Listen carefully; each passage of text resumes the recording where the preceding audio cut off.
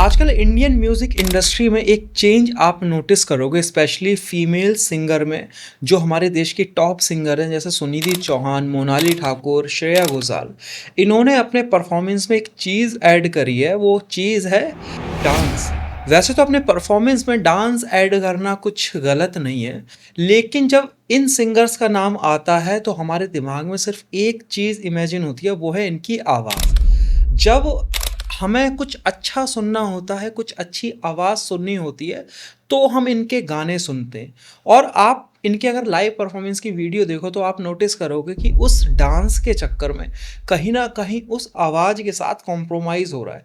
अब वो क्या प्रेशर है, या तो वेस्टर्न कल्चर को फ़ॉलो करने का, या फिर इनके ऑर्गेनाइज़र्स इन पे दबाव डाल रहे हैं। लेकिन कहीं न कहीं इस एक छोटे से चेंज की वजह से इनकी उस आवाज़ में तो बहुत फ़र्क आया है लाइव परफ़ॉर्मेंस में।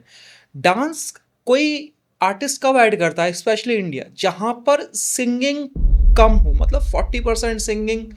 आप एक चीज़ बाकी आर्टिस्टों में देखना, सिंगिंग जितनी कम होती है, बाकी ड्रामे उनके एक्ट में, उनके परफ़ॉर्मेंस में ज़्यादा ऐड होते हैं। अगर आप रैपर को देखोगे तो फालतू की चीज़ें होंगी। उसके बाद वो सिंगर्स आ जाते हैं जो ऑटो ट्यून से गाते हैं, मतलब वो सिर्फ़ स्टूडियो तक सीमित है, तो फिर वो अपनी परफॉर्मेंस में ऐसी चीज़ ऐड करते हैं। लेकिन जब बात श्रेया घोषाल की आती है, जब बात सुनिधि चौहान की आती है, जब बात मोनाली ठाकुर की आती है, तो लोग इनके लाइव शोज़ में जाते ही इसलिए हैं क्योंकि उन्हें लाइव कुछ अच्छा सुनने का मन करता है। और उसके बाद अगर वही चीज़ करने लगेंगे जो एक नॉन सिंगर, जो सिंगर बन चुका है, उसने करी है, तो लोगों को वो चीज़ कहीं न कहीं खटकेगी। क्योंकि सुनिधि चौहान और मोनाली ठाकुर का टिकट लेकर डांस देखने शायद ही कोई इंसान होगा जो जाएगा। आप देखना उन वीडियोज़ में, आपको लगेगा कि ये थोड़ा वियर्ड सा लग रहा है जो ये करने की कोशिश कर रही हैं। हालाँकि डांस करना कोई बुरी चीज़ नहीं है, अपने परफ़ॉर्मेंस को अपडेट करना टाइम के साथ ये अच्छी बात है। लेकिन ये वो सिंगर्स ही नहीं है, ये वो अब उस ज़ोन में आ चुके हैं जब इनका नाम कोई लेगा तो शायद अब कान पे हाथ रखना पड़ेगा। ये इतने ग्रेट सिंगर बन चुके हैं स्पेशली आज के टाइम पे जब सिंगर्स की कमी है। और उसके बाद अगर सिंगिंग के साथ कुछ कॉम्प्रोमाइज़ होने लगेगा तो जो हमारे पास चुनिंदा अच्छी सिंगर हैं, वो कहीं न कहीं खो जाएँगी। मैं किसी सिंगर्स के अगेंस्ट या फिर किसी परफ़ॉर्मेंस के अगेंस्ट नहीं हूँ। मेरा कहने का मतलब ये है कि वो चीज़ खराब ना हो। आज अगर श्रेया घोषाल का नाम आता है तो बहुत सारे लोग बोलते हैं कि आज की लता मंगेशकर जी। अब जब इतना बड़ा ओहदा किसी को मिल रहा है, तो लोग कुछ सिंगिंग के मामले में तो कॉम्प्रोमाइज़ कर ही नहीं सकते। तो आपने अगर वो वीडियोज़ देखी है तो आपको समझ में आ रहा होगा मैं क्या कहना चाह रहा हूँ। मेरा कहने का मतलब है, एक छोटे से डांस के चक्कर में, जबकि डांस देखने के ऑप्शन लोगों के पास बहुत ज़्यादा हैं।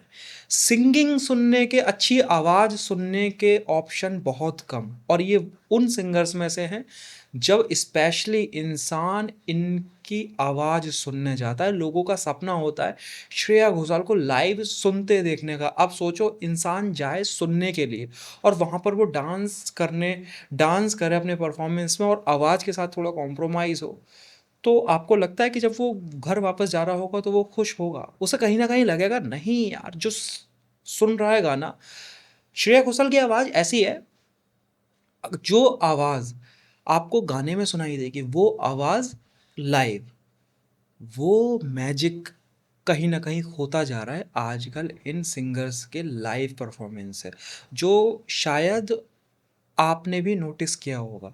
बाकी आपका इस पूरे मुद्दे पर क्या कहना है? आपकी क्या सोच है? क्या जो मैं बोल रहा हूँ वो उसमें कहीं न कहीं सच्चाई है, या आप भी चाहते हो आजकल के कॉम्पिटिशन को फ़ॉलो करने के चक्कर में ये अपनी सिंगिंग से थोड़ा कॉम्प्रोमाइज़ कर लें और अपने परफ़ॉर्मेंस में कुछ ऐड करें?